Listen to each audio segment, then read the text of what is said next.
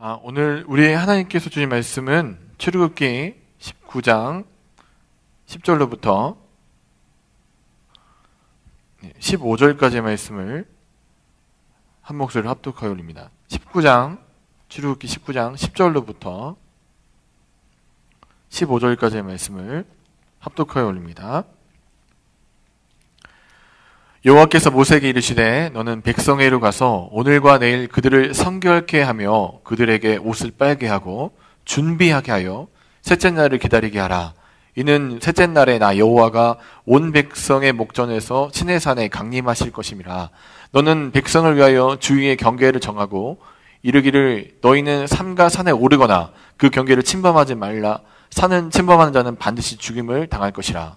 그런 자에게는 손을 대지 말고 돌로 쳐 죽이거나 화살로 쏘아 죽여야 하리니 짐승이나 사람을 막론하고 살아남지 못하리라 하고 나팔을 길게 불든 산 앞에 이를 것이니라 하라. 모세가 산에서 내려와 백성에게 이르러 백성을 상결하게 하니 그들이 자기 옷을 빨더라. 모세가 백성에게 이르되 준비하여 셋째 날을 기다리고 여인을 가까이 하지 말라 하니라. 아멘.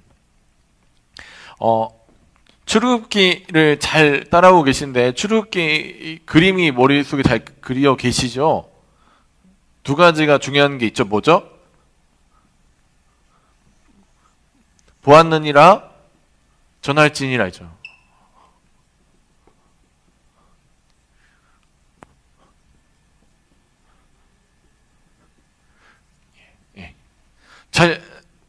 네, 맞습니까? 맞으시면 좀 우리 같이 좀 아멘 하면서 이렇게 같이 좀 보실까요? 네. 감사합니다. 잘하고 계시네요. 자, 보았느니라 전할지니라 이 두 가지 이 얘기가 어디를 중심으로 지금 전해지고 있죠? 시내산이라는 하나님의 임재가 머무는 시내산 사건을 통해서 지금 이루어지고 있는데 이 시내산 사건 전에 하나님께서 무수히 많은 기적들을 보여주시면서 하나님께서 누구신지, 그러니까 하나님을 알게 하는 시간을 갖게 하십니다. 그래서 하나님은 잘 알아요. 하나님은 능력이 많으시고 전능하시고 힘이 있으시고 이런 기적들을 일으키신 분이구나. 또 광야에서도 샘을 만들어내실 수 있는 분이시고 음식이 없어서 굶어 죽는 상황에서도 만나와 메추라기를 먹이셔서 빵과 고기를 충분하게 먹일 수 있는 하나님의 능력은 그런 것이구나. 또 정말로 이렇게 이길 수 없는 원수들, 애굽의 군사로부터 아말렉에 이르기까지 하나님께서 그들을 치시고자 하신다면 이스라엘의 상태가 무장이 어떠하든지 어떤 상태에 있든지 간에 하나님은 그들에게 승리하게 하시는 분이시구나. 기적을 만드신 여호와라는 것을 충분히 보았습니다. 그것은 알미인데요.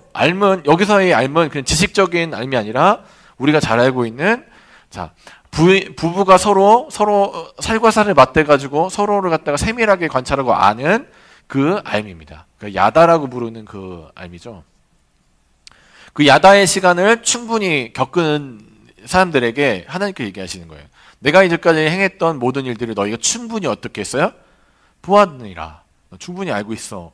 그러면 이제 그 하나님께서 누구신지 알았기 때문에 그 하나님과 이제 계약을 해야 돼요. 자, 우리가 여러분 그 집계약을 맺을 때나 어떤 계약을 할 때 그 상대방이 누군지를 충분히 알아야죠. 정말 집주인인지 정말로 어떤지. 그러니까 사기당하지 않으려면 계약하기에 앞서는 그 사람이 누군지 충분히 알아야 되죠. 그런 것처럼 하나님께서 자기를 충분히 계시하세요. 난 이런 능력에 있는 하나님이야 라고 그들에게 충분히 자신을 계시하시죠. 보았느니라 충분히 계시하신 후에 그 하나님께서 계약자가 되셔서 시내산에서 만나기로 하시는데 그 시내산에서 만나서 무슨 계약을 하시죠? 자, 그러니까 뭐라고 해서 이제 너에게 사명을 줄 건데 그 사명은 뭐예요? 너희는 열방에 뭐가 되래요? 제사장 나라가 돼요. 자, 제사장이 하는 역할은 어떻습니까? 제사장은 왜 필요해요? 제사장은 신이랑 인간이죠. 인간이나 백성이라는 존재들이 있어요. 근데 이 두 존재가 바로 만나면 백성이, 그러니까 죄인들이기도 있을 수도 있고, 그러니까 신을 만나는 방법을 모르기 때문에 신에게 어떤 죽임을 당하거나 문제를 받을지 모르니까 이 신과 인간 사이에 매개가 필요해요. 누군가 가운데서 둘을 잘 연결해 줄 수 있는 존재가 필요한데 그걸 뭐라 부른다고요? 제사장이라고 한다고요. 자, 그럼 여러분 중요한 게 있어요. 자, 제사장은 뭐가 없으면 필요 없어요? 자, 1번 신. 아이고, 너무 작네요. 2번 인간. 그러니까 백성들. 네, 둘 중에 어떤 게 없으면 필요가 없어요, 제사장은? 글씨 잘 보이세요? 제사장. 제사장, 이제 나라가 된다고 했죠? 약속하신 게. 어떤 게 중요할까요? 1번이 중요할까요? 2번이 중요할까요? 자, 답을 한번 올려보시죠. 네. 아, 네. 신이라고 하신 분 계셨어요. 우리 강재구 지사님께서 신이라고 올려주셨어요. 또 올려주시죠. 아, 제가 읽어드리면 안 오시려나요? 예. 어떤 게 중요할까요? 네. 야, 3 둘 다, 예. 역시 성재 형제는 현명한 것 같아요. 신. 자, 1, 2번 둘 다. 네, 맞죠? 둘 다 중요해요. 신도 있어야 되고, 백성들도 있어야 돼요. 제사장은 가운데 역할이기 때문에 둘 중에 하나가 없으면 의미가 없는 직업이에요. 의미가 없어요. 사라져버려요. 그래서 하나님도 필요하고, 백성들도 필요해요. 그럼, 자, 제사장은 항상 누구를 중요하게 생각해야 돼요? 하나님은 당연히 중요하게 생각해야 되고, 뭣도 중요하게 생각해요? 자기 얘기를 듣는 인간도, 백성들도 중요하게 생각해야 돼. 근데 이스라엘이, 이제 결론적인 말씀드리면, 이스라엘이 왜 망했냐고 이렇게 보시면, 왜 망했을까요? 첫 번째로는 하나님을 섬기는데 소홀했죠. 그리고 마지막에 자기가 선민이라고 생각해요. 난 선택받은 백성이기 때문에, 나머지는 뭐예요? 벌레만도 못한 거예요. 나머지 인간들은 발 밑에 있는 존재예요. 자기네들은 되게 우월하고 잘났기 때문에 밑에 있는 사람은 아무것도 아니고. 그러니까, 뭐가 필요가 없어져요? 자기 스스로 뭘 만드는 거예요? 제사장 직분이 필요가 없어지게 만드는 거죠. 그러니까 나라가 망해도 할 말이 없는 거예요. 이 나라가 잘 유지가 되려면 어떻게 되냐? 하나님을 정말 잘 섬기고, 그래서 잘 섬긴 모습을 통해서 막 정말 저렇게 하나님을 섬기고 하나님 법대로 살았더니 큰 복을 받고 되게 행복하구나를 보면, 나머지가 어떻게 해요? 이 백성들이 그 제사장 나라를 쫓아오게 돼서 모든 나라들이 저렇게 잘 살려면 우리가 어떻게 살아야 돼요? 하나님의 백성처럼 살아야 되는구나를 알게 만드는 게 제사장의 역할이에요. 근데 그걸 갖다가 양쪽 다 무시해버리니까 뭐가 필요 없어요? 말 안 듣는 제사장 나라는 필요가 없으니까 어떻게 되는 나중에 구약성경에서 퇴출되는 거죠. 이게 되게 중요한 의미가 있습니다. 자, 그러면 지금 저희가 제사장 나라가 된다고 했어요. 제사장 나라가 되는데 그 제사장 나라가 되는데 그것을 감당하기 위해서 네 힘으로 열심히 해봐. 너 정말 열심히 노력하면은 잘 될 수 있을 거야. 그게 아니라 하나님께서 뭐라고 하세요? 내가 제사장 나라, 네가 그 사명을 감당하는데 내가 너와 어떻게 한대요? 동행해 주신대요. 그럼 이 동행을 위해서는 뭐가 필요한 겁니까? 자, 이 시내산에서 만났던 누구요? 하나님께서 이 시내산에서는 무슨 일이 있었어요? 계약이 있었죠. 계약이. 사명이라는 계약을 했어요. 이 계약이 항상 유지가 되고 있고 이 계약이 항상 우리와 함께 한다는 것을 갖다 인식하기 위해서는 뭐가 필요하냐면 이 시내산이 움직이고 다녀야 돼요. 여러분. 시내산이 우리를 쫓아다녀야 돼요. 이렇게 쫓아다니면서 시내산이 계속 우리가 그래서 그 시내산을 볼 때마다 뭐가 생각나는 거예요? 언약이 생각나고 하나님과의 계약이 생각나고 사명이 생각나고 소명이 생각나는 시내산이 계속 우리 쫓아다녀야 되는데 하나님께서 그 움직이는 시내산을 이스라엘 백성들에게 주셨습니다. 그게 뭘까요? 자, 이것도 퀴즈예요. 네. 뭐가 있을까요? 자, 움직이는 시내산. 그게 성막입니다. 자, 언약을 상기하는 이게 왜 중요하냐면 자, 그때도 한번 말씀드렸는데 가나안 신들은요. 이 시대의 신들은 지역 신이라서 그 지역을 벗어나면 힘을 잃어버려요. 그래서 이 어떤 신이 그러니까 만약에 왜 처음에 그 하나님이 하신 약속이 되게 놀라운 게 내가 너와 어디 가든지 함께 하겠다는 출애굽기 약속이죠. 네가 어디로 가든지 내가 너와 동행해 줄게라는 건 진짜 하나님이 너무 능력이 있다는 걸 보여주시는 건게 왜냐면은 지역 신들이 있으니까 만약에 어떤 나그네가 그 지역에 들어가려면 뭘 해야 돼요? 그 지역 신께 인사를 드리고 그 지역에 들어가야 되는데 하나님 뭐라고 하십니까? 너 그럴 필요 없어. 왜요? 내가 너랑 같이 다닐 거거든. 그럼 이 하나님은 어떤 하나님입니까? 왜 하나님이 만군의 하나님이시고 신중의 신, 왕중의 왕이시냐면 이런 능력이 있으신 거예요. 보통 근대 지방 사람들은 어떤 사고방식이냐면 그 지역에서만 신이 활동해서 다른 지역 넘어가면 다른 신이 힘을 써요. 근데 우리 하나님은 어떤 하나님, 출애굽기에 나오는 하나님은 왜 위대하신 하나님이에요? 네가 어디로 가든지 내가 너와 함께하면서 능력을 발휘해 주시겠다는 거잖아요. 그 하나님 그래도 대단하신 거예요. 근데 그 하나님이 그 시내산에서 봤던 하나님, 근데 그 하나님 어떤 하나님, 그 시내산의 하나님은 어떤 하나님 한번 해볼게요. 시내산에서 무슨 일이 일어납니까? 16절부터 18절까지 한번 읽어보겠습니다. 16절과 18절이요. 19장 16절 18절 제가 한번 읽어드릴게요. 셋째 날 아침에 이제 아까 준비하라고 했어요. 내가 셋째 날 너희에게 임재할 거니까 너는 준비하고 있어. 근데 하나님 제 오셨어요. 어떤 사건이 벌어지죠? 셋째 날 아침에 우레와 번개와 빽빽한 구름이 산 위에서 내리고 나팔 소리가 매우 크게 들렸대요. 그랬더니 어떻게 해요? 진중에 있던 모든 백성들이 다 떨어졌어요. 모세가 하나님을 맞으려고 백성을 거느리고 진에서 나와서 그들이 산기슭에 올랐는데 그 산에는 어떤 현상이 일어났어요? 연기가 자욱하고 여호와께서 불 가운데서 거기 강림하셨대요. 그러니까 마치 거기에 그 연기가 옹기가마 연기같이 몇 천도가 이르는 그 연기같이 불이 피어오르라서 산을 갖다가 지진이 일어나게 된 거죠. 엄청난 거죠. 그러니까 이 하나님의 임재, 그 거룩한 임재가 그 계약과 모든 그 시내산에서 겪었던 모든 사건이 어디로 내려오는 거예요? 성막으로 이동하는 거예요. 그럼 여러분 이게 또 왜 정말 중요한 이 신앙적인 의미가 있는데 어떤 거냐면요. 하나님께서 시내산의 하나님, 우리가 보기에 엄청난 능력이 있으시고 전능하신 그 하나님께서 지금 자기를 어디에다 담는 거예요? 성막이라는 아주 협소한 공간에다 자기를 제어하시는 거죠. 작게 만드셔서. 근데 이게 왜 중요하냐면 자기 능력을 제어하셔서 자기를 낮추셔서 어디로 가시는 거예요? 성막이라는 좁은 곳으로 가시는 거예요. 그럼 이 이동 경로를 한번 우리가 표로 그려보면 이렇습니다. 아까 어디서 출발하는 거예요? 시내산에서 하나님께서 출발하셨습니다. 그리고 그 임재하신 그 하나님이 어디로 가셨어요? 성막에 자신을 묶어 놓으셨죠. 그런데 능력이 사라지신 건 아니에요. 그냥 자기의 임재를 어디다가 이렇게 멈춰 놓으신 거예요? 원래 시내산 같은 거대한 산에 임하셨던 하나님의 임재가 어디로 이동했다고요? 성막이라는 움직이는 시내산으로 이동해서 그 성막이 어디로 갑니까?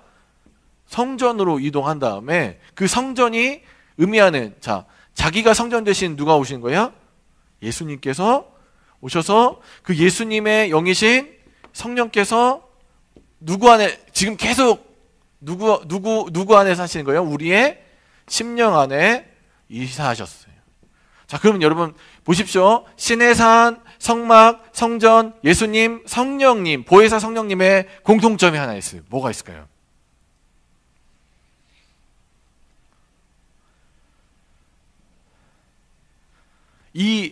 시내산, 성막, 성전, 예수님, 성령의 공통점.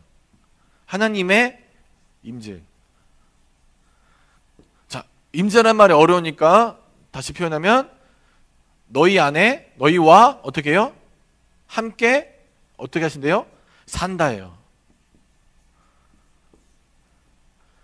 하나님의 임재는 하나님께서 우리와 함께 사시는 거예요. 같이 살아주시는 거. 하나님의 임재는 하나님 우리와 함께 사시는 것. 그러니까 예수님 만나고 그러면 아까 얘기했지만 하나님의 능력은 사라지지 않았어요. 그 위대하신 하나님, 아까 불 일어나고 난리가 났었잖아요. 그 위대하신 하나님의 권능이 어디까지 가는 거예요? 이제 우리 심령 안으로 오셔서 우리와 함께 사시는 거. 근데 이게 되게 재밌는 게요. 식구들끼리 같이 살잖아요. 저희 목사님 예배들이 같이 오셨는데 저희 목사님 밖에 나가시면 엄청 대우받으시거든요. 그 세계적인 목사님은 밖에 가면 알아요. 나가보면, 그러니까 어떻게 하냐면 제가 이제 다른 교회 가든지 다른 분 만날 때, 너 어디 교회 다녀? 그러는데 제가 예심교회 다닙니다. 그러면 혹시 김기남 목사님네 교회냐? 예, 그러면 갑자기 눈빛들이 달라지고 되게 잘해줘요. 유명한 교회 다녀야죠. 여러분, 그러니까 여러분 근데 우리 목사님 되게 유명하신 분이야 그러면 에이 그 니네들끼리 뭐 다 해먹으려고 그러 진짜 그래요. 나가보면 알아요. 안에 있으면 식구들끼리는 잘 모르나 봐요. 그 자기 식구가 얼마나 대단한지 식구들은 잘 몰라요. 왜냐면 같이 늘 보고 막상 늘 그러니까 같이 있으니까 인식을 잘 못하나 봐요. 그러니까 똑같아요. 이 사람이라는 게 웃기는 게 맨날 보면 그러니까 그런지 아니지 정말 능력이 있는지 대단한지를 잘 몰라요. 이제 좀 떨어뜨려 봐야지 좀 인식을 하는 것 같아요. 웃기는 게 이거예요. 하나님이 이제 성막으로 같이 사시면서 그 신의 산에 대단하셨던 하나님이 이제는 매일 내가 문 열고 그 장막 잠깐 나가면 맨날 그 회막을 볼 수가 있어요. 아, 저기 하나님이 신의 산에 계셨던 그 하나님 볼 수 있어요. 맨날 볼 수. 첫째 날은 감동이 되게. 우와, 우리 하나님 대단하셔. 우리 하나님 역시 와, 그 신의 산의 언약 막 생각이 나고 막 가슴이 두근두근두근 뛰어요. 둘째 날 가면요. 어떻습니까? 둘째 날은 뛰겠죠. 셋째 날은요. 그러니까 저 이제 예를 좀 더 재밌게 한번 들어보죠. 남편들 만나셨을 때, 부인들 만나셨을 때 첫날 딱 어떠셨어요?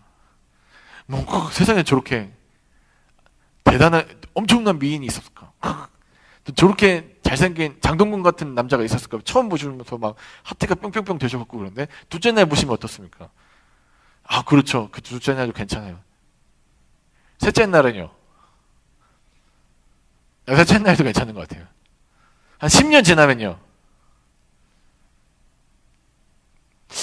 누가 이제 여기 올려주신 게 그 얼굴의 햇살이라고 올려주셨는데 아닙니다. 아무튼 그렇죠. 그러니까 10년 동안도 굉장히 그럴 수 있는데 대부분 어떻습니까? 익숙해지면 감격이 사라지죠. 스펙타클이 사라져 버리니까 이제는 뭐 그렇게 별로 놀랍지 않아요. 신의 산의 그 사건이 그러니까 이제 사람들이 무뎌지죠. 무뎌지니까 어떻게 합니까? 금송아지 만드는 거 번쩍번쩍 거리는 거 찾는 거예요. 자기를 놀래켜 줄 만한 거. 여러분 하나님의 임재가 당연한 게 아닌데 하나님이 우리가 동행하시고 우리와 함께 사시는 게 얼마나 큰 은혜인지를 자꾸 까먹으니까 어떻습니까? 다른 반짝거리는 거 찾아다니는 게 잘못된 인생의 삶이에요.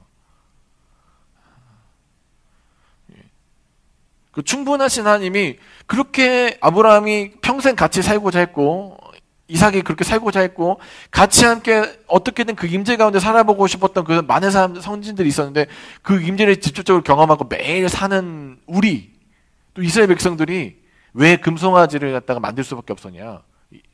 너무 가까우면 도리어 임재를 부재로 인식하기 때문에 너무 익숙하기 때문에 착각하는 거죠. 여러분 예배의 착각에서 좀 벗어나시길 주님 간절히 축원합니다. 익숙하지 않으셨으면 좋겠습니다. 예배 드리는 게 너무 당연했어요. 저는 그래서 정말 이렇게 너무 슬프면서도 그 다른 의미에서 의미 있는 얘기는 뭐냐면 코로나 때문에 예배를 이렇게 못 드리게 되니까 얼마나 감사한지 모르겠어요. 당연했잖아요.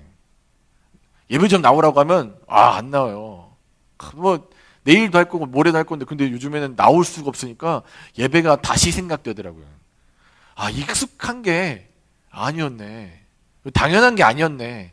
모여서 오늘도 이렇게 수요일 날 보면 당연히 찬양팀 와서 찬양 드리고 와서 여기 성도들 앉아있고 늘 보던 얼굴들 또 보고 만나고 하는 게 너무 익숙하고 당연한 일이었는데 그게 아닌 거예요. 이제 좀 코로나 때문에 하나님께서 하나님과 우리 거리가 이렇게 조금 이렇게 이격되니까 좀 떨어져 있으니까 뭐가 발견됩니까? 하나님 정말 내가 하나님 정말 사랑하고 나한테 정말 예배가 소중하고 정말 필요한 분이었구나에 대한 인식이 생기죠. 아무튼 이스라엘 백성들도 마찬가지로 어떻게 합니까? 그냥 늘 그러니까 성막으로 그 시내산의 임재가 성막으로 내려오니까 이제 조금 마음이 편해져 버렸어요. 그래서 금송아지 만들죠. 마찬가지로 그렇습니다, 여러분. 자기 안에 하나님께서 오셔서 이 땅에서 사셨던 분이 계시는데 그분 예수님이잖아요.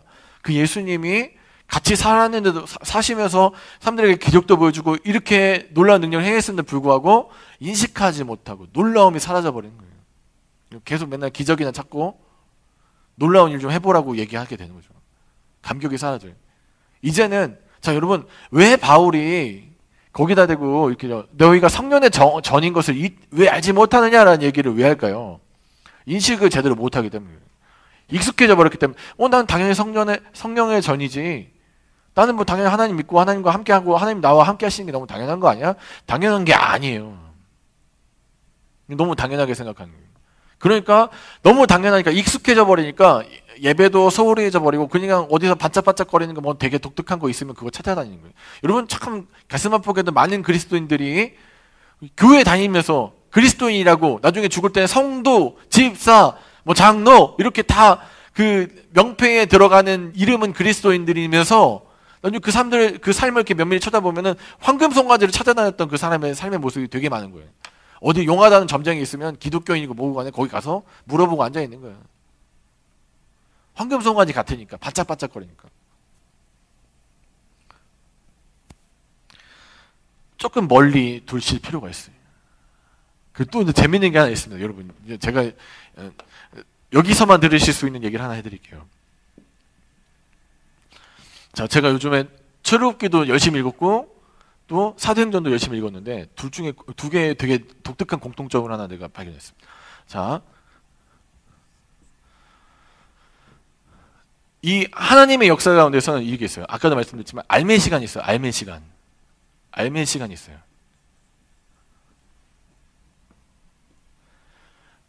우리가 좀 이거 유식한 말로 야다의 시간이라고 불러보죠. 야다의 시간이 있어요.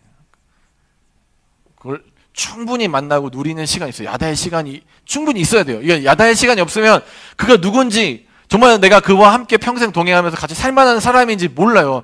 야다의 시간은 반드시 필요해요. 그래서 알매 시간 충분히 누린 다음에 그 알매 시간이 좀 지난 때쯤이면 뭐가 있냐면 이제 준비가 필요해요. 준비. 그리고 나서 그 준비 이후에 자, 임재가 나와요. 임재. 자, 임재를 가지고 이제 평생 어떻게 하는 거예요? 이제 그 나머지 시간은 삶의 시간이에요. 자, 그럼 제가 이제 두 성경에 대입을 해드릴게요. 보세요. 자, 출애굽기 뭐 당연하죠. 알매 시간은 뭐예요? 보았느니라 전할지니라 이 시간이죠. 여기 앞에 야다의 시간이 어떤 거예요? 보았느니라. 예. 여기 삶의 시간은 뭐예요? 전할지니라. 자, 근데 재밌는 게 자, 이 임재의 시간 앞에 반드시 필요한 게 있는데 그게 뭐냐면 뭐라고요? 준비의 시간이 필요해요. 하나님을 만나는 게 그렇게 쉬운 일이 아니라 하나님 임재하시는 게 뭐 그냥 당연히 그러니까 뚝 떨어진 사건이 아니라 그 꼭 필요한 그 시간이 뭐냐면 준비의 시간이 꼭 필요해요. 자, 그러면 사도행전으로 가면 또 어떻게 나오냐면 이렇습니다. 사도행전은 알매 시간은 뭐가 있을까요? 사도행전은 알매 시간이에요. 자, 사도행전은 뭐랑 짜기로 했어요? 누가복음이랑 짜기로 했죠. 자, 누가복음을 통해서 뭐가 있었어요? 야다의 시간이 펼쳐져요. 하나님이 예수님 그리고 함께 사시잖아요. 야다의 시간을 펼쳐주시고 능력, 기적도 보여주시고 말씀도 주시고 야다의 시간 쭉 보여주세요. 야다의 시간을 다 준 다음에 준비의 시간인 승천하신 후에 준비의 시간이 있고 나서 뭐가 있어요? 성령의 임재가 있고 그 다음에 나머지는 뭐예요? 교회의 삶의 시간이 다시 오는 거예요. 자, 그럼 준비의 시간에 그럼 여러분 이게 뭔가 공통점이 있어야 되잖아요. 준비의 시간 한번 살펴볼게요. 자, 준비의 시간은 보시면 출애굽기 준비의 시간을 보겠습니다. 자, 출애굽기 18장 13절에서 어떤 사건이 벌어지냐면 자, 모세의 장인 이두로가 찾아와서 얘기하는 거예요. 모세가 이제 백성들이 있는데 재판을 갖다 혼자서 다 해요. 그러니까 답답하잖아요. 너 그러다가 너 병난다, 너 병든다, 또 큰일 난다 하면서 뭐라고 해요? 너 이제 100부장 세우고 10부장 세우고 50부장 세워갖고는 어떻게 해요? 너 재판 거기다 맡겨갖고는 나머지 일들 좀 이렇게 조직을 세워라 해서 준비에는 뭐가 필요해요? 조직이 필요합니다. 자, 그러면 또 똑같이 지금 출애굽기 한번 사도행전 가볼게요. 사도행전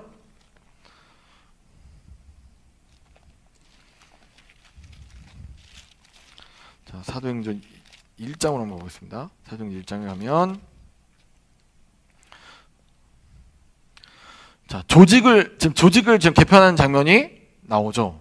1장 보시면 자, 이제 17절부터 보시면, 자, 16절부터 해서, 자, 형제들아, 다윗을 통해서 이런 말이 여기 있는데, 누가 죽었어요? 가룟 유다가 지금, 이렇게 죽어갖고는 뭐가 지금 비었어요? 조직에 뭐가 지금 흠이 생겼죠. 그러니까 어떻게 한대요? 누구를 세웠어요?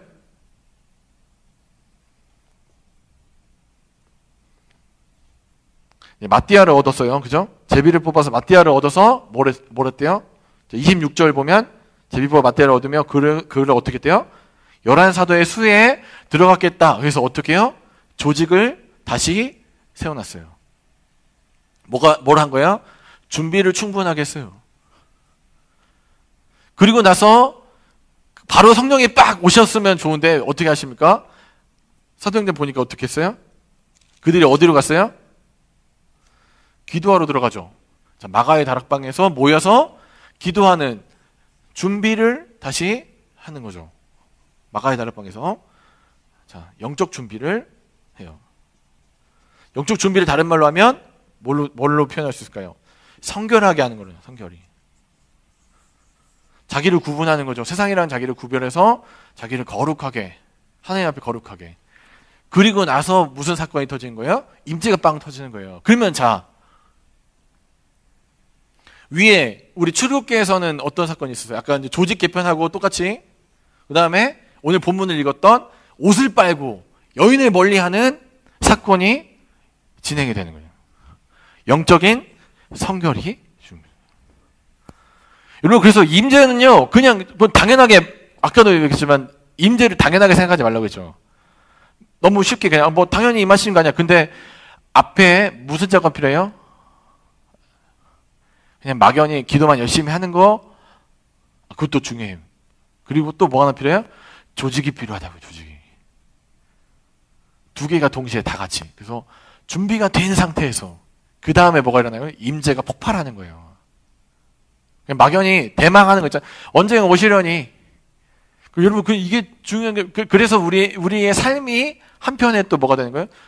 이 조직을 만들고 나를 성결하게 하는 그 삶이 뭐가 되는 거예요? 크게 봐서 이 전체가 누가 오시는 예수님의 재림을 준비하는 삶의 여정이 되는 거죠. 자, 출애굽기와 사도행전 공통으로 얘기하는 게 여기에 있습니다. 임재, 자, 하나는 뭐예요? 시내산 임재가 있었고, 하나는 뭐예요? 성령의 임재가 있었는데 그 두 가지 사건 다 되게 비슷해요. 자, 두 임재가, 하나는 어떻습니까? 이 가마 같은 불이 막 임해갖고는 하나님의 임재가 상징되죠. 성령이 임하실 때, 우리 여러분 잘 아시는 거 뭐예요? 성령이 어떻게 임하세요? 불처럼 임하시죠. 불같이. 그러니까 두 사건이 매칭이 되면서, 자, 임재라는 그 사건, 그러면 이 임재가 촉발되는, 이 임재가 있기까지, 그러면 그 나머지 과정이 어땠나 앞에를 보니까 그냥 갑자기 하나님 툭 튀어나와서 나 임재했어, 나 왔어 하신 게 아니라 백성들에게 뭘 준비시키신 거예요? 정결하도록 준비하시게. 너 거룩해라. 너 좀 달라야 되지 않냐? 사원 여러분, 한국교회가 다시 한번 하나님의 임재, 하나님의 그 권능, 하나님의 놀라운 능력, 하나님의 임하심을 누릴 수 있는 방법은요, 그냥 막연하게 오시려니 하고 기다리는 게 아니라 뭘 해야 돼요? 그 임재를 위해서 나의 삶을 정결하게 드리는 훈련이 필요하다고요. 그 시간이 필요하다고요.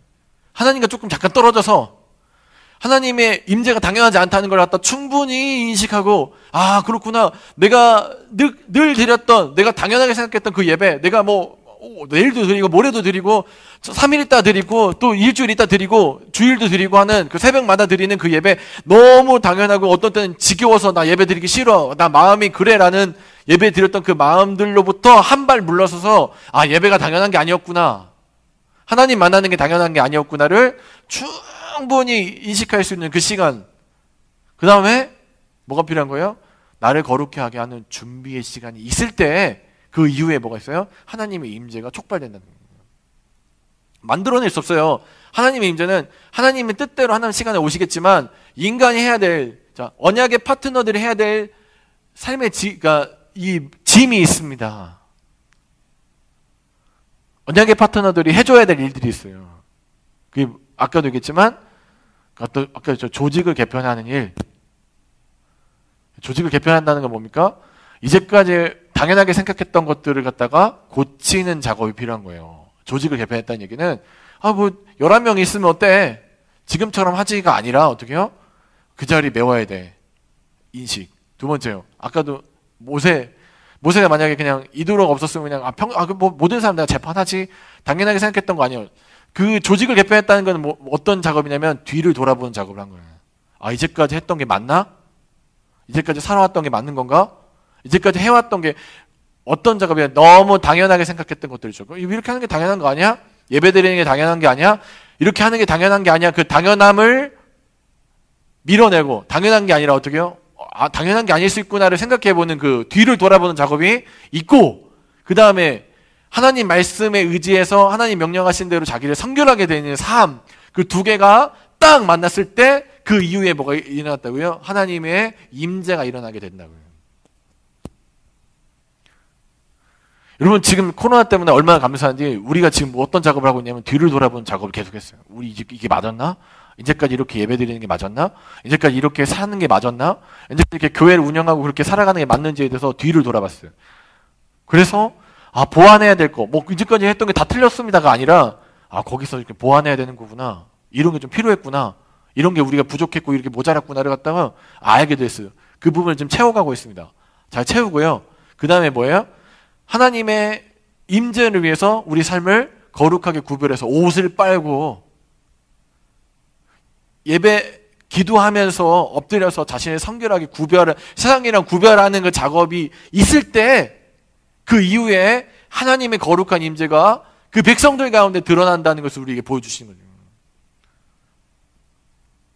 사랑 여러분, 비단 이건 그냥 어떤 교회 단체 조직에 대한 얘기가 아니라 우리의 삶에도 그대로 적용될 수 있습니다. 주님 만나는 게 너무 당연한 일이 아니라고 말씀드렸죠. 그냥 하나님이 늘 옆에 계시는 게 당연한 게 아니에요. 그런데 그 하나님은 어떻게 합니까? 내가 이제까지 내 삶을 한번 돌아봐야 돼요. 회개는 그런 것이에요.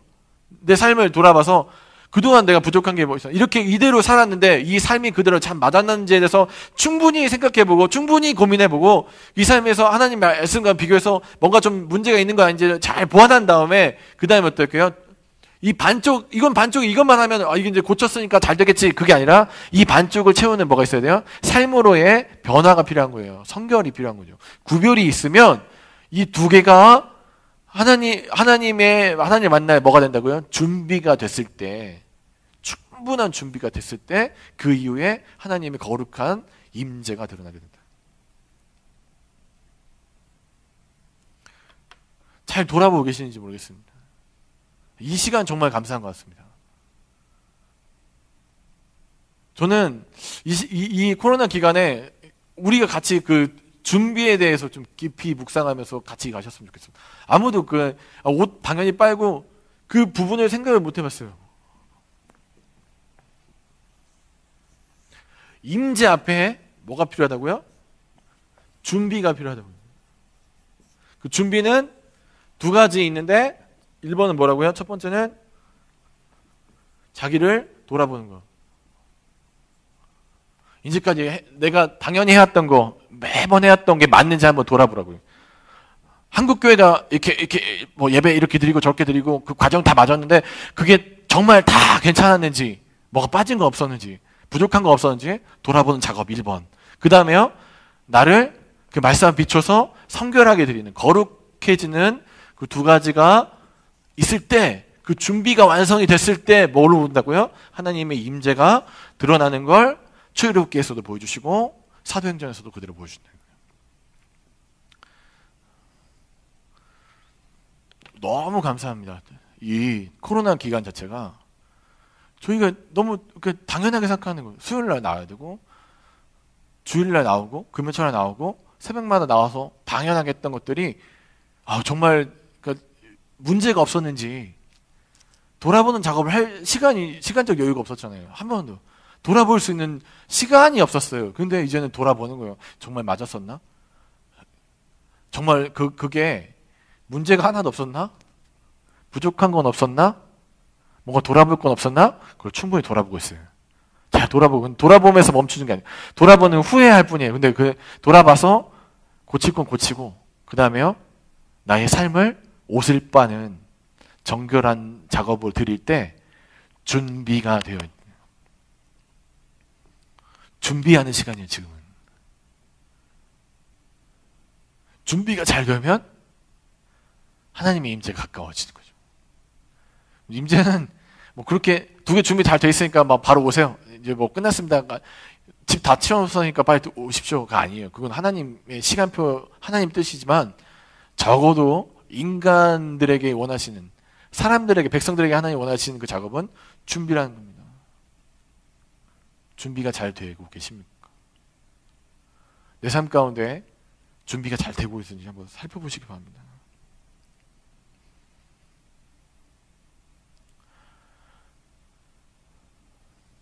하나님은요, 자, 이거 말씀드리고 마칠게요.